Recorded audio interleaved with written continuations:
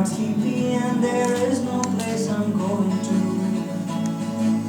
Hey, Mr. Tambourine Man, play a song for me. In the jingle jangle morning, I'll come following you. I know that Indian's empire has returned into sand, vanished from my hand. Let me blindly here to stand, but still not sleepy. My weariness amazes me, I'm grounded on my feet. I have no one to meet in the ancient empty street, too dead for dreaming. Hey, hey, Mr. Tambourine Man, play a song for me. I'm not sleepy and there is no place I'm going to. Hey, Mr. Tambourine Man, play a song for me. In the jingle jangle morning, I'll come following you.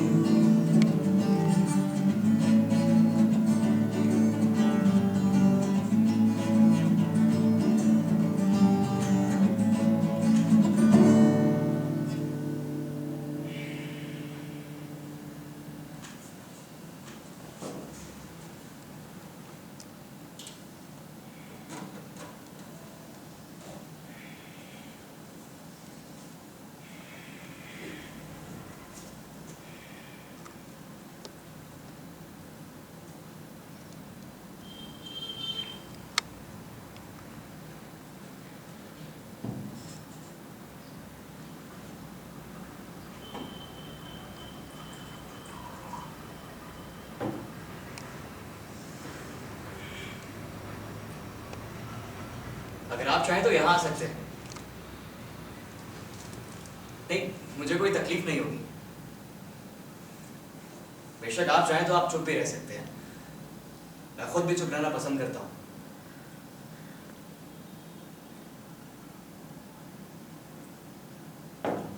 आदमी बात कर सकता है और चुप रह सकता है एक ही वक्त। इसे बहुत कम लोग समझते हैं। बेशक आप नहीं, आपके लिए चुप रहने का मतलब होगा चुप रहना और बात करने का मतलब होगा बात करना। दोनों बातें एक साथ नहीं हो सकती। मैं आपको देखते ही पहचान गया था। आप लोग इस जगह से नहीं हैं। नहीं, इस वक्त यहाँ जो लोग आते हैं उन्हें मैं अच्छी तरह पहचानता हूँ। आप उनसे कोई बात नहीं कर सकते। उन्होंने पहले से बहुत पी रखी होती है। वो यहाँ आते हैं अपनी आखिरी शराब के लिए। बाकी सारे पब बंद हो जाते हैं और वो कहीं और जा नहीं सकते। बहुत जल्दी खत्म हो जाते हैं। इधर मेज पर, बाहर सड़क पर, बस में। कई बार मुझे उन्हें उठाकर उनके घर पहुंचाना पड़ता है। बेशक अगले दिन वो मुझे पहचानते भी नहीं।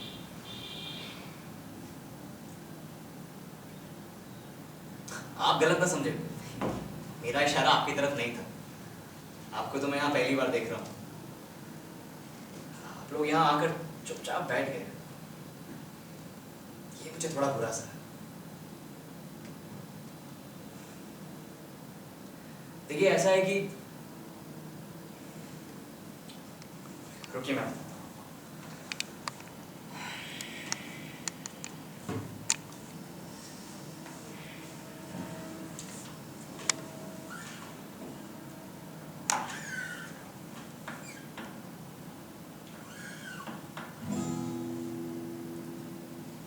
Hey Jude, don't make it bad.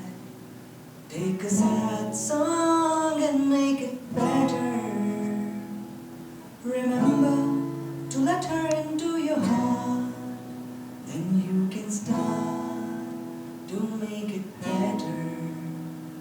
Hey Jude, don't make it bad.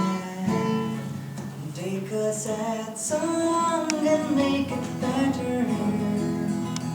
Remember to let her into your heart, then you can start to make it better. Hey Jude.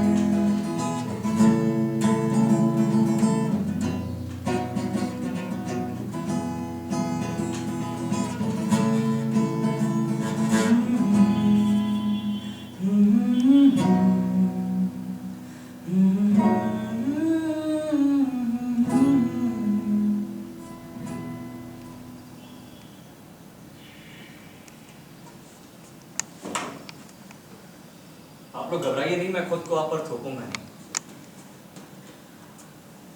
हम एक दूसरे के साथ बैठकर भी अकेले रह सकते हैं।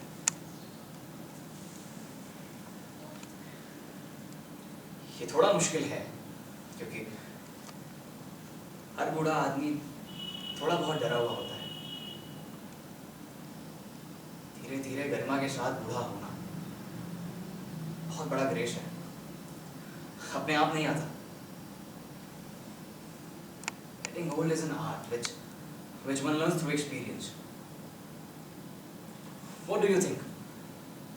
Of my age, अंदाजा लगाइए मेरी एज क्या होगी? 35, 40, 50। सर आप बताइए। हाँ सर आपसे बात कर रहा हूँ, क्या लगता है आपको मेरी एज क्या होगी? 35 सर 35 35। अरे वाह, सर आप बताइए। 40। आप मुझे जानकर बूढ़ा बनाने की कोशिश कर रहे हैं। वैसे आपने मुझे बूढ़ा जरूर बना दिया, और अपने इस बुढ़ापे को सेलिब्रेट करने के लिए अगर मैं एक पैग और तो आपको एतराज तो नहीं होगा? आप तो नहीं लेंगे ना? बढ़िया, मैं जिद नहीं करूंगा। हर आदमी को अपनी जिंदगी और अपनी शराब चुनने की आज़ादी होनी चाहिए। दोनों को सिर्फ एक बार चुना जा सकता है, उसके बाद हम उसे दोहराते रहते हैं। जो एक बार पी चुके हो या एक बार जी चुके हो।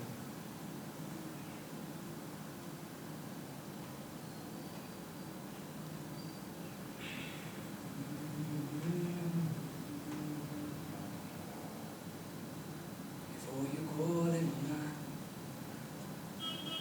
how many seas must a white dove sail before she sleeps in the sun?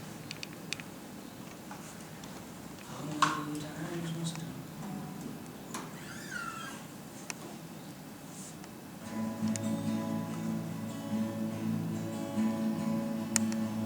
How many roads must a man walk down before you call him a man? How many seas must a white dove sail before she sleeps in the sand? How many times must a cannonball fly before they're forever bound? The answer, my friend, is blowing in the wind. The answer is blowing in the wind. The answer, my friend, is blowing in the wind. The answer is blowing in the wind.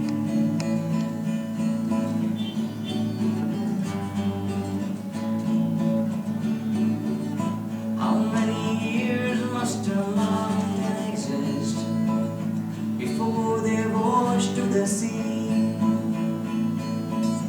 How many years must one man have before they can hear people cry?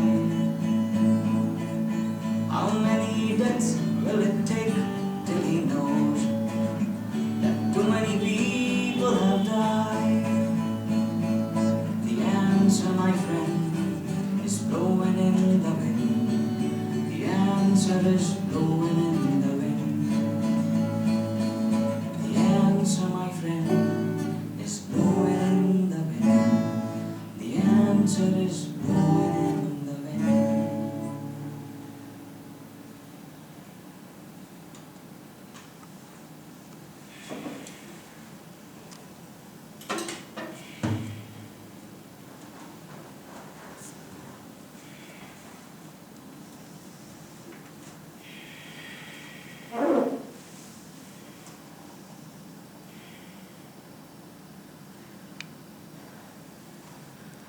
अच्छा, आप लोग दूसरी जिंदगी को मानते हैं? दूसरी जिंदगी, मेरा मतलब है मौत के बाद भी। देखिए, मुझे उम्मीद है आप ये घिसा पिटा जवाब नहीं देंगे कि आप किसी धर्म को नहीं मानते। मैं खुद कैथोलिक हूँ, लेकिन मुझे आप लोगों का ये विश्वास यह दिलचस्प लगता है कि मौत के बाद भी आदमी मर नहीं जाता। वो पहले एक जिंदगी पूरी करता है, फिर दूसरी, फिर तीसरी। अक्सर रात को मैं इस समस्या के बारे में सोचता हूँ। आप जानते हैं, मुझे नींद आसानी से नहीं आती। नींद के लिए चाहिए थोड़ी थकान और बहुत थोड़ी लापरवाही। अगर आपके पास ये दोनों नहीं है तो आप इसका मुआवजा शराब पीकर कर सकते हैं। इसीलिए मैं हर रोज आधी रात को यहाँ चला आता हूँ, पिछले 15 वर्षों से लगातार। मैं थोड़ा बहुत सोता जरूर हूँ, लेकिन 3 बजे के आसपास मेरी नींद टूट जाती है। उसके बाद मैं घर में अकेला नहीं रह सकता। 3 बजे का वक्त भयानक घड़ी है। मैं आपको अनुभव से कहता हूँ, 2 बजे लगता है अभी रात है, 4 बजे सुबह होने लगती है। लेकिन 3 बजे आपको लगता है आप ना इधर है ना उधर है। मुझे हमेशा से लगता है मौत आने का कोई वक्त है, अगर यही वक्त है। क्या सोचते हैं आप? मैं अकेला रहता हूं? नहीं सर, मेरे साथ मेरी बिल्ली रहती है। सालों से मेरे साथ रह रही है। अब देखिए, इधर मैं शराब पर आपसे लंबी चौड़ी बात कर रहा हूँ, उधर वो मेरे इंतजार में दरवाजे पर बैठी है। आपका मुझे मालूम नहीं, लेकिन मुझे ख्याल बेहद तसल्ली देता है कि कोई मेरे इंतजार में बाहर सड़क पर आंख लगाए बैठा है। मैं ऐसे लोगों की कल्पना ही नहीं कर सकता जिनका कोई इंतजार ना कर रहा, जो खुद किसी का इंतजार ना कर रहा। जिस क्षण आप इंतजार करना छोड़ देते हैं, उस क्षण आप जीना भी छोड़ देते हैं। बिल्लियां बहुत देर तक और बड़े सब्र के साथ इंतजार कर सकती हैं। इस लिहाज से वो औरतों की तरह है। केवल इसी लिहाज से नहीं, ये औरतों की तरह ही उन्हें अपनी तरफ खींचने और अट्रैक्ट करने की एक अलग सी ताकत होती है। डर और मोह दोनों ही। हम उन्हें देखकर बंधे लोटे से खड़े रहते हैं। वैसे डर आपको कुत्ते और बाकी जानवरों से भी लगता होगा, लेकिन वो निचले दर्जे का डर है। आप एक और किनारा करके चले जाते हैं, कुत्ता दूसरे किनारे किया चला जाता है। उसे डर रहता है कहीं आप उस पर अटैक ना कर दें, और आप डरे रहते हैं कहीं वो आग बचाकर आप पर अटैक ना कर दें। लेकिन इस डर में कोई मिस्ट्री, एडवेंचर या वैसी पॉसिबिलिटीज नहीं होती जैसी अक्सर बिल्ली या सांप को देखकर होती है। इसीलिए मैं कहता हूँ, like women, you can hardly understand cats. Even if you have been living with them for years, it is not that they try to hide something from you, but you yourself have no courage to unlock their inside doors. आपको ये बात अजीब नहीं लगती कि ज़्यादातर हमें वही चीज़ अपनी तरफ अट्रैक्ट करती है जिसमें थोड़ा बहुत टेरर छिपा रहता है, आता है।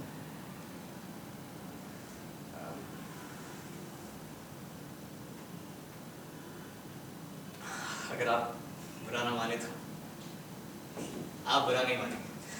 You all are very kind people। मैं एक पैक और बना ही लेता हूँ। अभी देखिए, कुछ देर में ये जगह बंद हो जाएगी, फिर सुबह तक शराब की एक बूंद भी दिखाई नहीं देगी।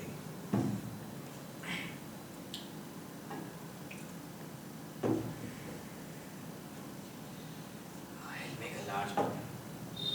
एक तो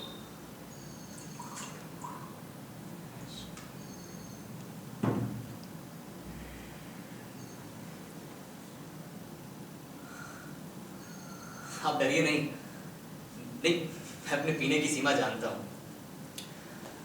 आदमी को जमीन से करीब 1.5 इंच ऊपर उठ जाना चाहिए, उससे ज़्यादा नहीं, वरना वो ऊपर उठता जाएगा और उसकी उड़ान का अंत होगा पुलिस स्टेशन में या किसी नाले में, जो कि बहुत दिलचस्प चीज़ तो है नहीं। लेकिन कुछ लोग डर के मारे ज़मीन पर ही पाँव जमाए रहते हैं। भाई, ऐसे लोगों के लिए पीना ना पीना बराबर बात है। जी, सही फासला है 1.5 इंच। इतना होश जरूर रहना चाहिए कि आप अपने होश को माचिस की तीली की तरह बुझते हुए देख सकें। लौ जब उंगलियों के करीब आ जाए तो उसे छोड़ देना चाहिए, उससे पहले नहीं, ना ही उसके बाद। अब कब तक पकड़े रहना है, कब छोड़ देना है, पीने का रहस्य ऐसी पहचान हो चुका है। मुश्किल ये है, हम तब तक नहीं पहचान पाते जब तक 1.5 इंच से ऊपर नहीं आ जाता। तब वो किसी काम की नहीं।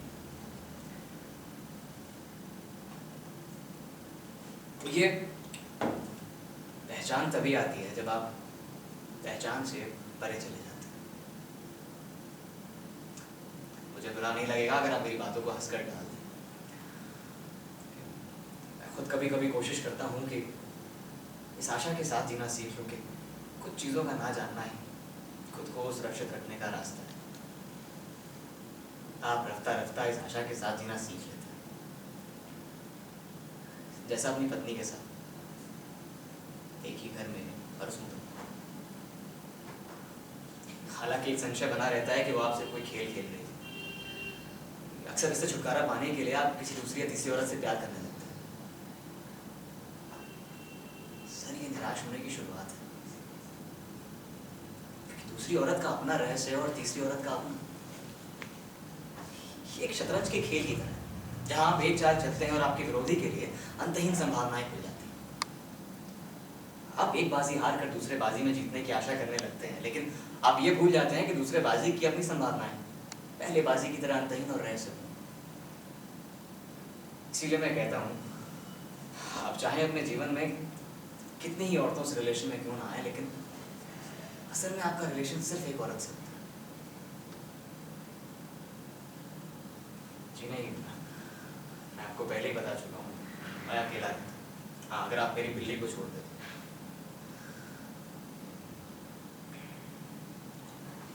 मैं मैरिड हूँ, मेरी पत्नी अब जीवित नहीं है, ऐसा मेरा अनुमान है।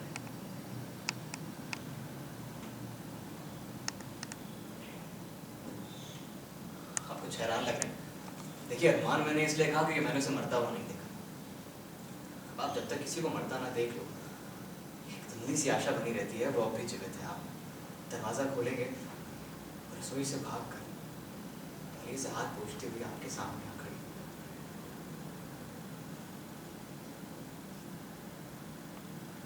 बेशक ये भ्रम है, ऐसा होता नहीं। उसके बजाय बिल्ली आती है जो दरवाजे के पीछे देहरी पर से टिकाए अपनी आंखों का रंग बदलती रहती है। मैंने अक्सर लोगों को कहते सुना है कि समय सब कुछ सोख लेती है। क्या आप भी ऐसा सोचते हैं? मुझे मालूम नहीं, लेकिन मुझे ऐसा लगता है वो इतना सोखता नहीं जितना बुहार देता है। अंधेरे कोनों में या कालीन के नीचे, ताकि बाहर से किसी को दिखाई ना दे, लेकिन उसके पंजे हमेशा बाहर की तरफ रहते हैं। सीधी अनजानी घड़ी में आपको दबोच सकती है।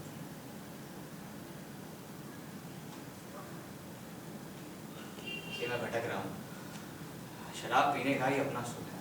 आप भटक जाते हैं और चक्कर काटते हैं, एक ही दायरे घेर घेर राउंड राउंड।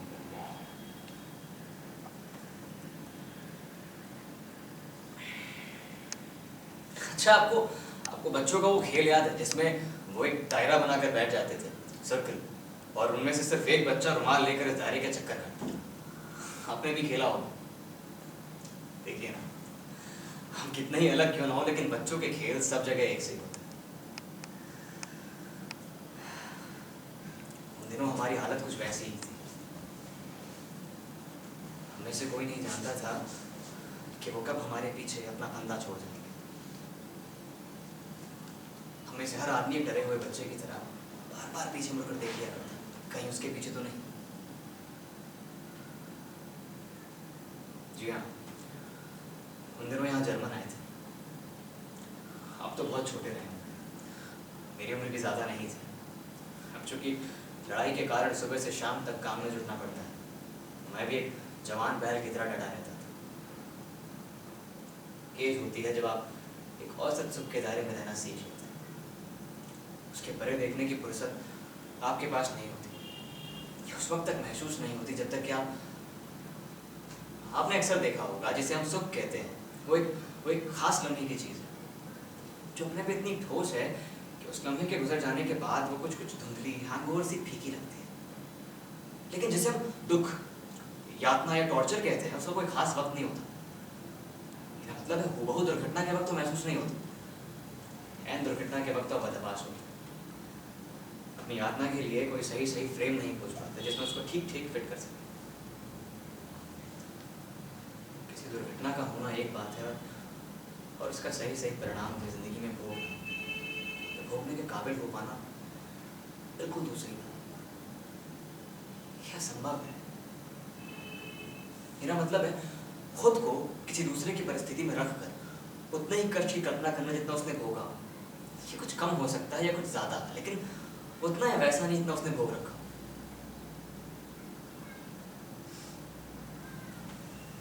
जी नहीं, मैंने अपनी पत्नी को कष्ट भोगते नहीं देखा। जब मैं घर पहुंचा तो उसे लेकर आ चुके थे। 7 सालों में पहली बार मैं खाली घर में घुसा था। मिली नहीं, उन दिनों मेरे पास नहीं थी। उसे तो मैंने बहुत बाद में पालना शुरू किया। मैंने कभी कल्पना भी नहीं की थी कि एक दिन मैं घर लौटूंगा और मेरी पत्नी का कमरा खाली होगा। देखिए, मैं आप लोगों से एक सवाल पूछना चाहता हूँ। आप जब भी किसी दुर्घटना या अपना टॉर्चर या एक्सीडेंट के बारे में सुनते हैं, ये सब अखबार में पढ़ते हैं, तो आपको कभी नहीं लगता कि आपके साथ भी हो सकती है या हो सकती थी? नहीं, आपको हमेशा लगता है ये दूसरों के लिए।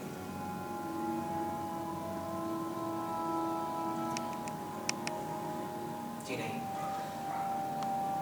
ऐसे मुझे लगा था आप ये सवाल जरूर करेंगे। हाँ, अगर आप नहीं करते तो जरूर आश्चर्य होता। नहीं सर, शुरुआत में कुछ नहीं समझ सका। मैंने आपसे कहा था ना, दुर्घटना के वक्त आदमी बदहवास हो, वो अपनी यातना का सही सही अनुमान भी नहीं लगा सकता। मेरी पत्नी की चीजें चारों तरफ बिखरी पड़ी थी। कपड़े, किताबें, तो पुराने अखबार, अलमारी और मेज के दराज खुले हुए थे। अंदर की हर चीज फर्श पर उल्टी सीधी पड़ी थी।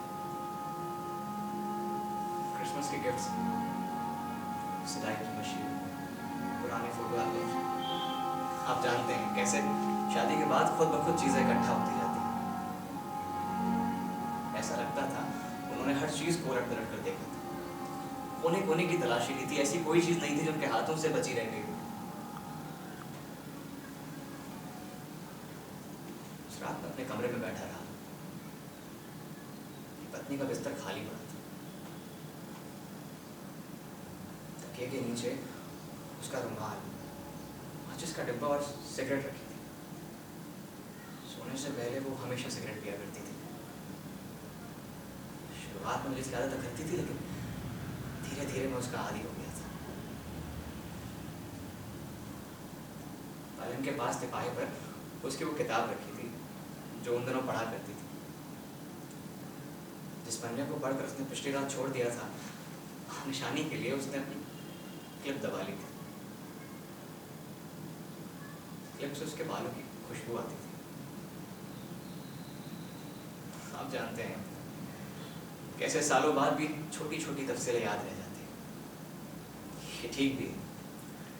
शादी से पहले हम हमेशा बड़े और अद्भुतपूर्ण चीज़ों के बारे में सोचते हैं, लेकिन शादी के बाद अरसा साथ रहने के कारण बड़ी चीज़ें हाथ से फिसलती जाती हैं। सिर्फ छोटी मोटी यादें रह जाती हैं।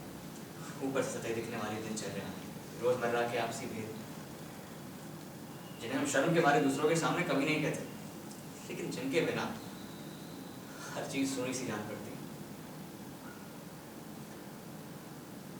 उस रात मैं अकेले कमरे में अपनी पत्नी की चीजों के बीच बैठा था। उस वक्त शायद मैं अपने में नहीं था। मुझे कुछ भी समझ नहीं आ रहा था। उसका कमरा खाली पड़ा था। आखिर उसे पकड़कर क्यों ले गए? भयानक रहस्य मेरी समझ से बाहर था। आखिर मेरी पत्नी ही क्यों? ये सवाल मैंने बार बार खुद से पूछा।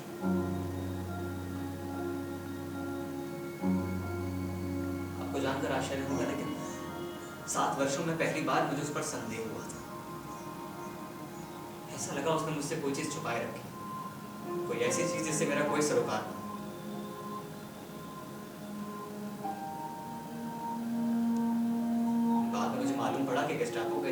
फिराक में थे। उसके पास कुछ गैर कानूनी पैम्फलेट और पर्चियां पाई गई थी जो उन दिनों अज्ञात रूप से लोगों में बांटी जा रही थी। जर्मन अधिकारियों की आंखों में ये सबसे संगीन अपराध था। उन्होंने खुद उसके कमरे से चीजें बरामद की थी और आपको जानकर आश्चर्य होगा, लेकिन मुझे इनके बारे में कुछ भी मालूम न था। उस रात से पहले मैं और मेरी पत्नी एक ही कमरे में सोते थे, प्रेम करते थे, और उसी कमरे में कुछ ऐसी चीजें थी जो उसका रहस्य थी, जिनसे मेरा कोई साझा न था।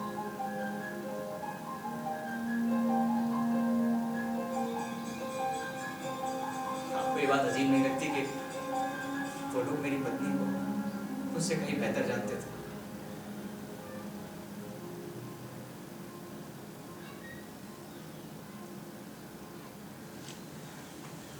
रुकिए, मैं अपना पैक पूरा कर लेता हूँ, उसके बाद आपका साथ।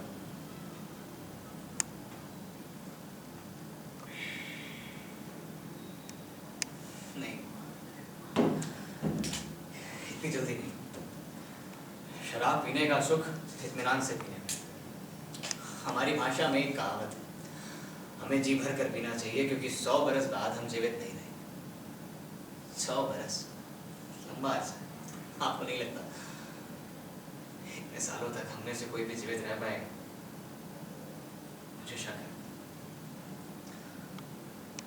आदमी जीता है, खाता है, पीता है और फिर एक दिन अचानक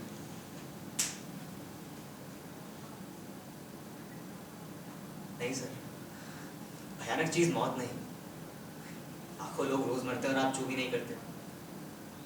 भयानक चीज तो ये है कि व्यक्ति अपना सारा भेद अपने साथ लिए जाता है और हम उसका कुछ नहीं बिगाड़ सकते। वो एक तरीके से हमसे आजाद हो जाता है।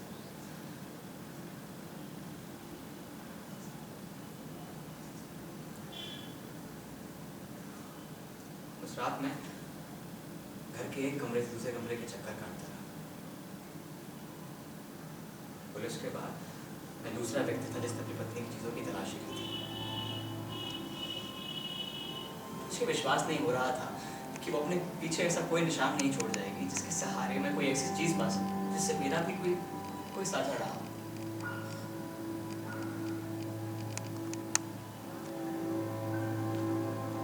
उसकी वेडिंग नाउ ड्रेसिंग टेबल के ड्रॉअर में रखे हुए कुछ लेटर्स जो मैंने उसे शादी से पहले लिखे थे, कुछ पंख और पत्थर जिन्हें वो जमा किया करती थी। जरा देखिए, उस रात में उसकी चीजों को ऐसे टटोल रहा था जैसे उसका पति न होकर खुफिया पुलिस का कोई पेशेवर नौकर। मुझे विश्वास नहीं हो रहा था कि मैं उससे कुछ नहीं पूछ सकूंगा। वो उनके हाथों से बच नहीं पाएगी ये मैं जानता था। वो जिन लोगों को पकड़ कर ले जाते थे उनमें से मैंने किसी को वापस लौटते नहीं देखा। लेकिन उस रात मुझे इस बात ने इतना भयभीत नहीं कर दिया कि मौत उसके इतना नजदीक है, जितना इस बात ने कर दिया कि मैं उसका पूरा सत्य कभी नहीं जान सकूंगा। मौत उसके रहस्य पर हमेशा के लिए ताला लगा देगी और वो अपने पीछे ऐसा कोई निशान नहीं छोड़ जाएगी जिसके सहारे मैं उस ताले को खोल सकूं।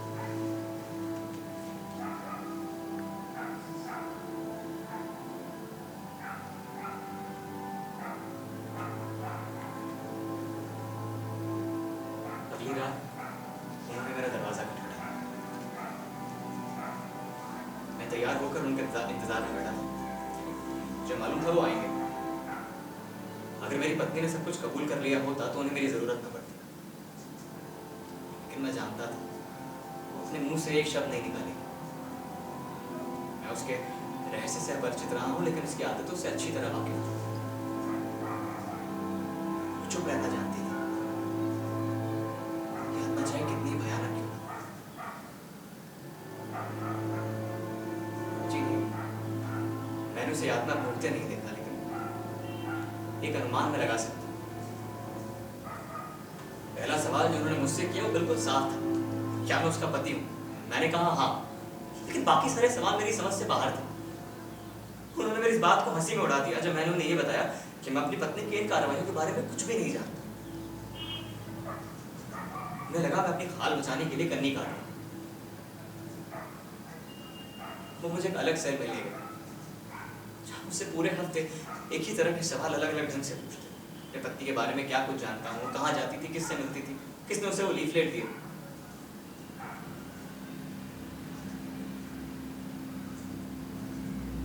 उससे किसी भी तरह का उत्तर निकालने के लिए जो तरीके अपनाते थे, उनके बारे में मैं आपको कुछ भी नहीं बता सकता। चाहे कितनी तफसील से आपको क्यों ना बताऊं, लेकिन आप उसका रत्ती भर भी अनुमान नहीं लगा सके।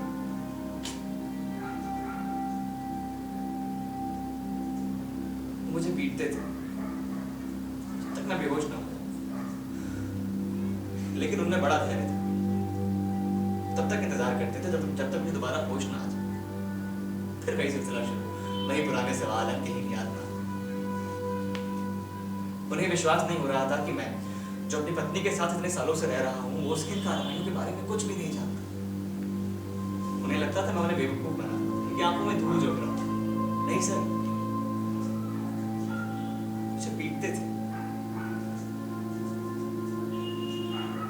लेकिन इतनी यातना मुझे इस बात की नहीं थी जितनी इस बात की थी कि उनके प्रश्नों का उत्तर देने के लिए मेरे पास कुछ भी नहीं थी। ले देकर मेरे पास कुछ साधारण घरेलू बातें थी जो शायद हर पत्नी अपने पति से किया करती है।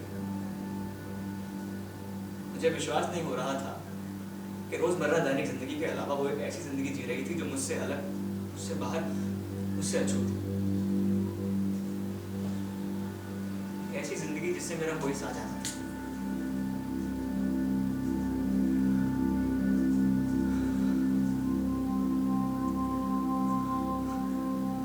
कोई बात अजीब नहीं लगती?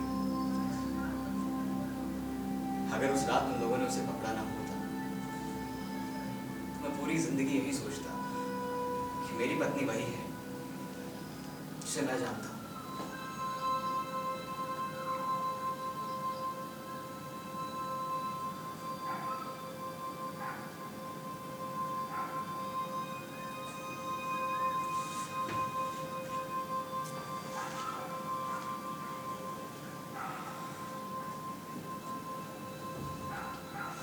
वो युद्ध के आखिरी दिन चल रहे थे। गेस्टापो अपने शिकार को आसानी से हाथ से जाने नहीं देते थे। मेरी पत्नी ने आखिर तक कुछ भी कबूल नहीं, उन्होंने उससे उम्मीद छोड़ दी थी, लेकिन मुझे वो कच्चा समझते थे। वो शायद मुझे जान से मारना नहीं चाहते थे, लेकिन मौत से कम आदमी को जितना अधिक कष्ट दिया जा सकता है, उसमें उन्होंने कोई कसर नहीं उठा रखी थी।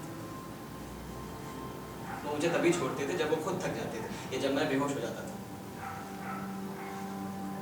मैंने भी आखिर तक कुछ भी कबूल नहीं किया। इसमें मेरा कोई साहस नहीं था। सच बात तो यह थी कि कबूल करने के लिए मेरे पास कुछ भी नहीं था। पहली रात जब मैंने उसे कमरे में नहीं पाया तो मुझे बहुत दुख हुआ। ऐसा लगा उसने मुझे अंधेरे में रखकर मुझसे छल किया।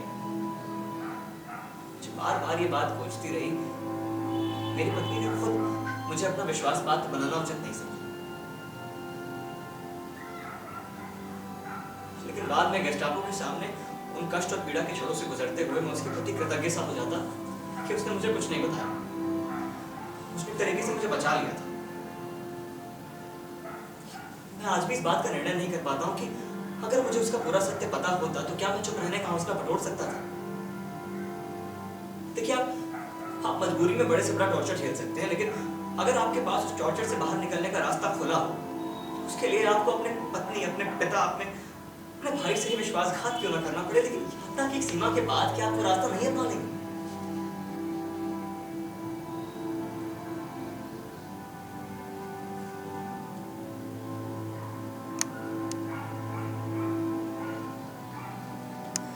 बारे में कुछ भी कहना असंभव है।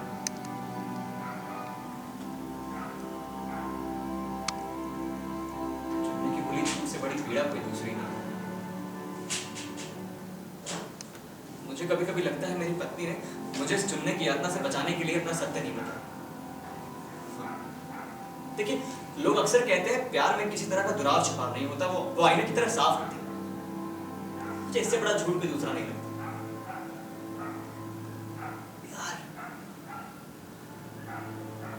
प्यार का मतलब खुद को खोलना ही नहीं, छुपाना भी है ताकि हम अपने निजी खतरों से दूसरों को बचाए रखें। औरतें ये बात समझती है, पर चूंकि वो पुरुषों से कई अधिक प्यार करने का साहस रखती है तो उन्हें खुद को छुपाने का हौसला भी होता है। आपको नहीं लगता? मुमकिन है मैं गलत हूं, लेकिन जब भी कभी रात में मैं घबरा कर जाग जाता हूं ना, तो ये सोचकर तसल्ली कर लेता हूं कि मैंने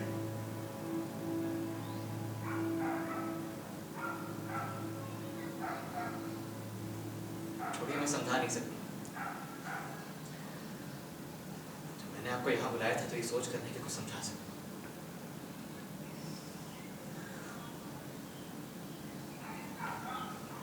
उस रात के बाद मैंने अपनी पत्नी को कभी नहीं देखा।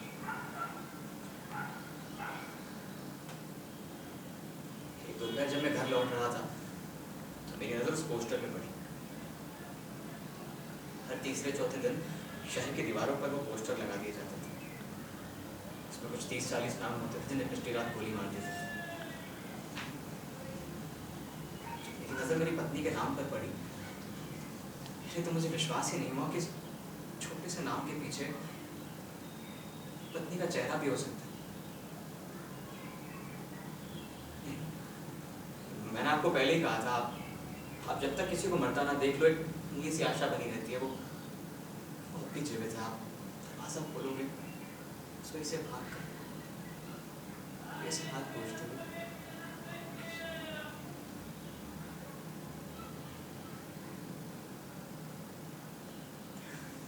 मैं भटक रहा हूँ।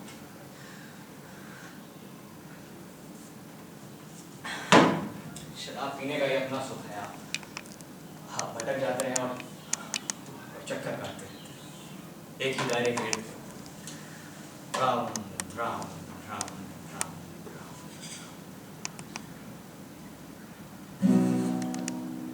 You make me feel so young. You make me feel like spring has sprung. And every time I see you grin, I'm such a happy individual. The moment I see you speak, I wanna go play hide and seek. I wanna go and bounce the moon just like a toy balloon. You and I,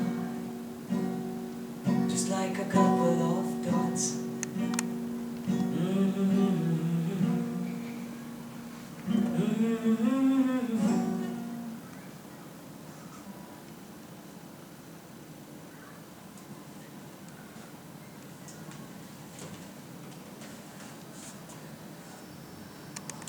Delhi मेरा इंतजार कर रही है।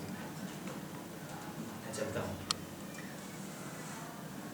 आपको मेरे साथ आने की जरूरत नहीं है। मेरा घर पास नहीं, और फिर मैं अपने पीने की सीमा जानता हूँ।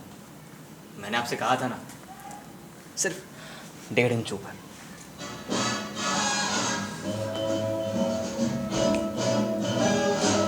You make me feel so young. You make me feel so spring has sprung. And every time I see you grin, I'm such a happy